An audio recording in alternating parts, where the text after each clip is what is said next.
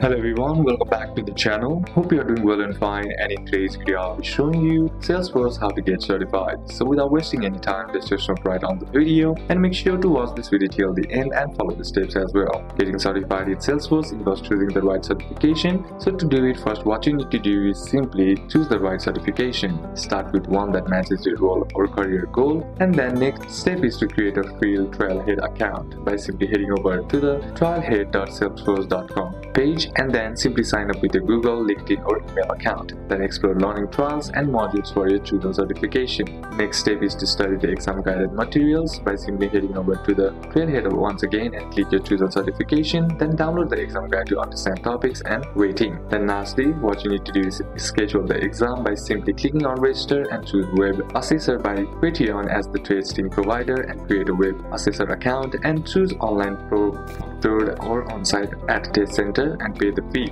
Then next is to take the pass and exam, and after you pass you get a digital certificate and a badge on Trailhead. Certifications expire every year or two, requiring maintenance modules. So these are a couple of steps that you can apply, and that's it for today's video guys. Hope this video was useful to you. Leave a like if it did, comment down any questions that you have, and see you soon on the next one.